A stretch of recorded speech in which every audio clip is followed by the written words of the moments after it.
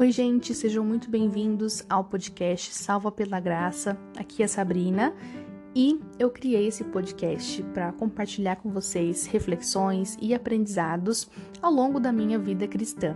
E eu tô lendo agora no meu devocional, gente, o Antigo Testamento. E eu tava compartilhando nos meus stories do Instagram alguns pensamentos, comentários, né? Vocês estavam gostando bastante.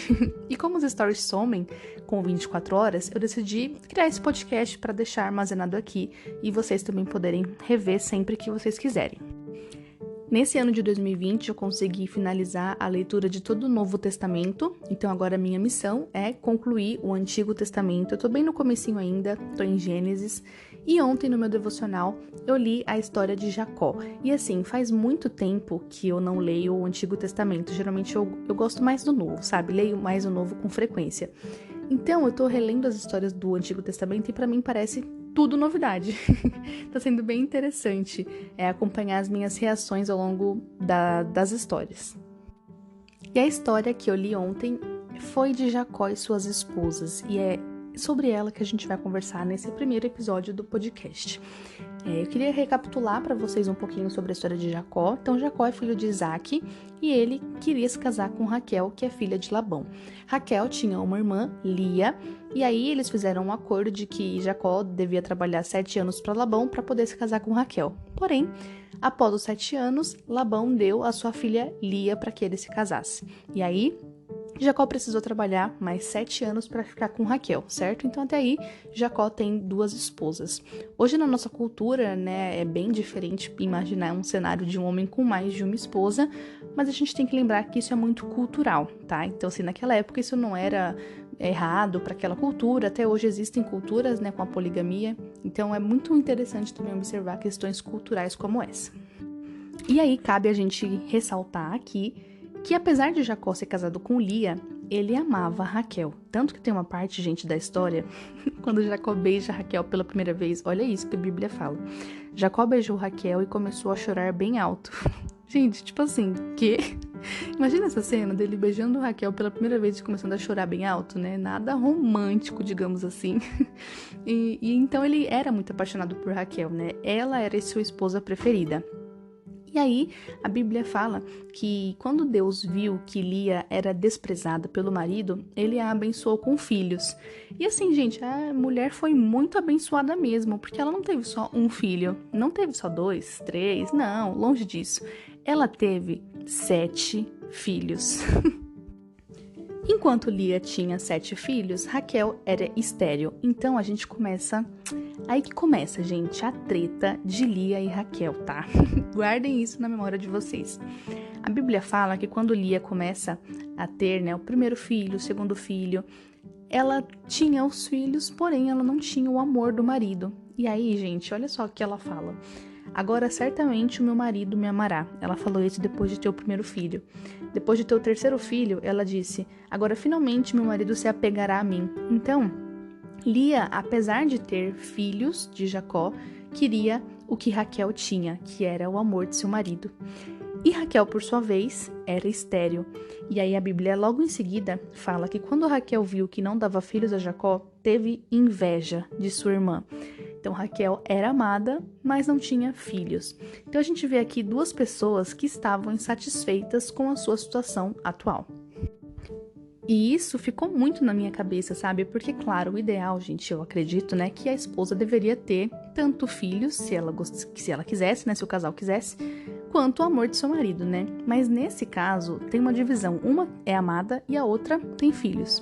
E a gente percebe quantas vezes nós somos Lia e Raquel nessa situação, porque a gente tem alguma coisa, mas aí o nosso vizinho tem outra coisa e a gente quer o que ele tem e não olha para o que a gente tem, sabe? Então aqui claramente a gente vê esse exemplo na vida de 2 irmãs que tinham o mesmo homem e ainda assim disputavam uma com a outra, uma o amor e a outra a questão dos filhos. Nesse caso ainda, como é que elas resolveram esse problema, digamos assim? Raquel ficou muito irritada, né, porque ela não tinha filhos, e aí ela decidiu dar a serva dela, chamada Bila, para que Jacó pudesse ter filhos com ela, né, e considerar filho de Raquel, digamos assim. Então, Jacó teve 2 filhos de Bila, serva de Raquel, E logo em seguida, né, para não ficar por baixo, Lia percebeu que ela tinha parado de ter filhos e deu a sua serva Zilpa para que Jacó também tivesse filhos com ela, e ele teve mais 2 filhos. Então, sim, muitos filhos nessa história, tudo por essa disputa entre as 2 irmãs, Lia e Raquel. Ninguém queria ficar por baixo, né? Tem até um momento da história que o filho de Lia vai buscar mandrágoras, que é um tipo de flor, se eu não me engano, para sua mãe. E aí, quando ele chega, Raquel fala, me dá um pouquinho dessas flores. E aí, olha o que Lia responde, gente. Mas ela respondeu, não lhe foi suficiente tomar de mim um marido? Vai tomar também as mandrágoras que o meu filho trouxe? Então, assim, as 2 claramente irritadas uma com a outra, né? Esses comentários até assim, que são bem uma patada, eu puxo uma setinha e escrevo toma. Porque não tem outra reação, né? A gente vai lendo e vai sentindo a indignação uma com a outra, né? A revolta porque ela tem o que eu não tenho, enfim. E aí que entra a nossa parte nessa história, mas antes vou contar o desfecho, né, pra vocês. Acontece que depois de ter 7 filhos, Lia no caso, Deus se lembra de Raquel e a abençoa. Então ela dá à luz a José. E depois também a Benjamim. Então Jacó no total teve 12 filhos, que depois, né, foram as tribos de Judá. E então Raquel, no final das contas, teve os filhos. A gente só não sabe pela história se Lia teve o amor de seu marido. Mas, agora trazendo isso um pouquinho para nossa vida, né, esse exemplo das 2 irmãs, eu queria que a gente refletisse sobre essa questão de olhar para aquilo que a gente não tem, ao invés daquilo que a gente tem.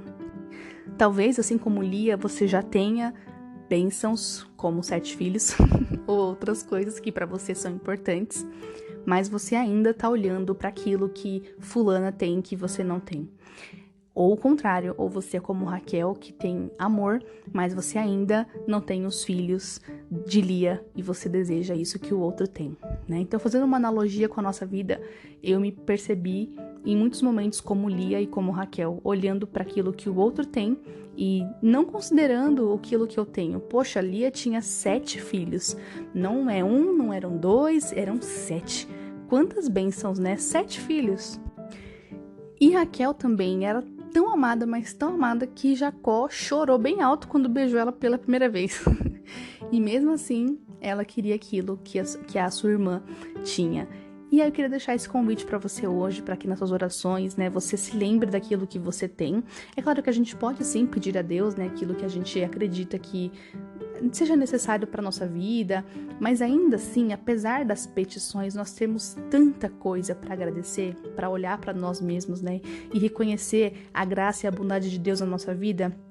Então esse é meu exercício para você hoje, que você possa olhar mais para aquilo que você tem e não olhe tanto para aquilo que o outro tem ou para aquilo que você ainda não tem. Às vezes a gente nem se compara com o outro, né? A gente se compara com nós mesmos, querendo coisas para nós que não necessariamente o outro tenha.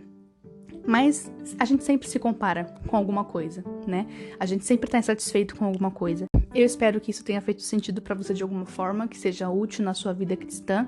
Um grande beijo e até o próximo episódio. Compartilhe esse podcast com seus amigos, familiares, vai que alguém também precisa ver essa mensagem, tá bom? Beijos, até mais.